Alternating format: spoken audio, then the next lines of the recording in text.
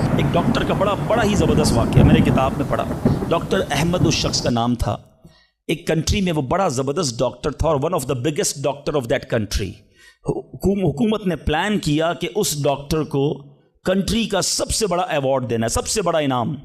ایک سیمینار مقرر کیا گیا, اس کو ایز اے اسپیشل گیسٹ مہمان خصوصی بلایا گیا. کہا دنیا بھر سے لوگ بلائیں گے, پاکستان کے یا اس ملک کے بڑے لوگ آئیں گے, آپ کو گفٹ دیا جائے گا, آپ کو ایوارڈ دیا جائے گا. ڈاکٹر صاحب بڑے خوش کہ میرے اعزاز میں اتنی بڑی تقریب. مثال دیتا ہوں, ان کی منڈے کو تقریب تھی, سنڈے کو انہوں نے فلائٹ بک کر لی کیپٹل جانے کے لیے, دارالحکومت میں جانے کے لیے. سنڈے کو جب فلائٹ ٹیک آف ہوتی ہے, بڑے خوش ہیں ڈاکٹر صاحب کے لائف ٹائم ایک ایسا ایوارڈ مجھے ملنے والا ہے جو پوری زندگی میں نہیں ملا مجھے. فلائٹ ٹیک آف ہوئی اور جہاز جو ہے وہ جیسے ہی ٹیک آف ہوا تھوڑی دیر بعد موسم خراب ہو گیا. جہاز میں بڑے ہچکولے آنے لگے, بڑی گھبراہٹ ان کو ہو گئی. ایسا لگا کہ جہاز کہیں حادثے کا شکار نہ ہو جائے. کیپٹن نے اعلان کیا کہ جہاز میں کوئی فنی خرابی ہے, موسم بھی بڑا خراب ہے, ہمیں کسی چھوٹے سے ایئرپورٹ پر جہاز اتارنا پڑے گا. اس جہاز کو ایک چھوٹے ایئرپورٹ پر خیریت سے لینڈ کروایا گیا.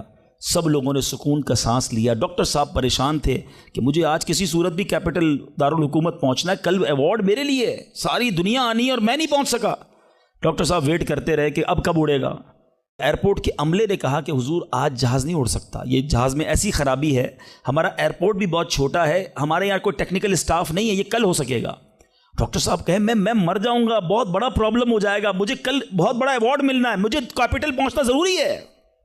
کہ دیکھیں اگر آپ نے واقعی وہاں پہنچنا ہے نا تو اس کا آسان حل یہ, آپ گاڑی کرائے پہ لیں, جہاں جانا ہے وہ 6-7 گھنٹے کی ڈرائیو ہے, آپ رات تک پہنچ جائیں گے, آپ جہاز کا انتظار نہ کریں. ڈاکٹر صاحب کو مشورہ سمجھ آیا, رینٹ کار لی, گاڑی ڈرائیو کرنا شروع کی. سارے راستے میں بارش, بجلی چمک رہی ہے, اکیلا ڈرائیور گاڑی چلا رہا ہے. ڈاکٹر صاحب اچانک اس کو سمجھ ہی نہیں آئی, راستہ پہلی بار تھا, وہ کسی ان نون راستے پر چڑھ گیا, موٹر وے سے اتر کر کسی چھوٹے راستے پہ چلا گیا. چلتے چلتے چلتے بارش زبردست, بھوک زیادہ لگی. ڈاکٹر کو احساس ہو گیا کہ میں غلط راستے پر آ گیا ہوں. اب بارش بھی اتنی, بھوک سے برا حال. دیکھا ایک چھوٹا سا گھر, اس میں بلب جل رہا تھا.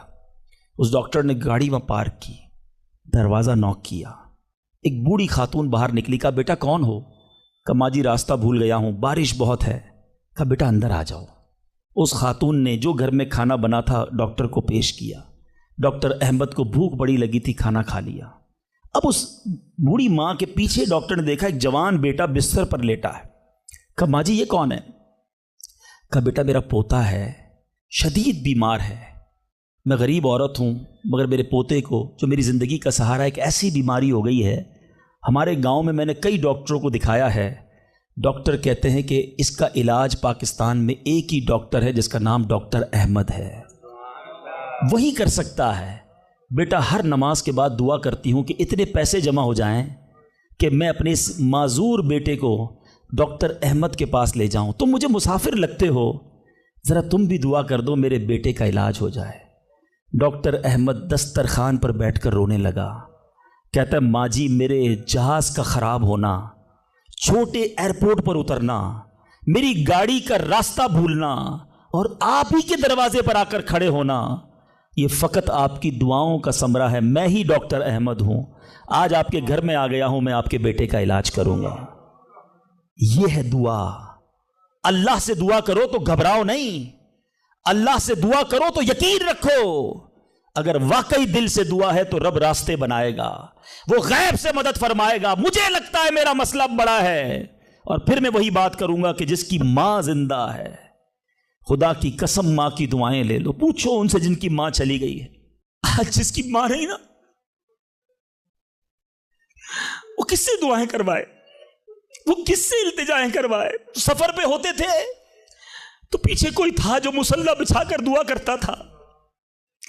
ہر تھوڑے دنوں بعد پیغام آتا تھا, بیٹا کدھر پہنچے, بیٹا طبیعت کیسی ہے. ارے ماں سوچو تو صحیح, بیٹے کا کام تھا ماں سے پوچھنا کہ ماں تمہاری طبیعت کیسی ہے. ماں پوچھتی ہے بیٹا تم کیسے ہو.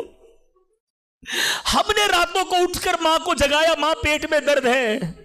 کبھی ماں نے ہمیں بتایا کہ میرے پیٹ میں درد ہے. بیٹا اپنی تکلیفیں سہتی رہی, اپنی تکلیفیں سہتی رہی, مگر ہمیں راحتیں پہنچاتی رہی. لے لو دعائیں, یہ دعاؤں کا سائبان ہے. نہ کرو ماں کو تنگ, نہ کرو اسے پریشان. جتنی بھی بڑی پریشانی میں ہونا ماں کے قدموں میں بیٹھ جاؤ کہ ماں میرے لیے دعا کر دے. تمہاری ماں نے دعا کر دی نا, یہ عرش تک جاتی ہے. اور ایک اور بات بتا دوں, کچھ دعائیں وہ ہیں جو ہم کہتے ہیں ماں دعا کر دو, ابو دعا کر دی, یہ الگ بات ہے, وہ کرتے ہیں. اتنی خدمت کرو کہ کہنا نہ پڑے, ماں خود دعا کرے یا اللہ میرے بیٹی کی خیر کر دے, ماں والد خود دعا کرے یا اللہ میرے بیٹے کے بگڑے کام بنا دے, پھر دیکھو کیا ہوتا ہے تمہارے ساتھ.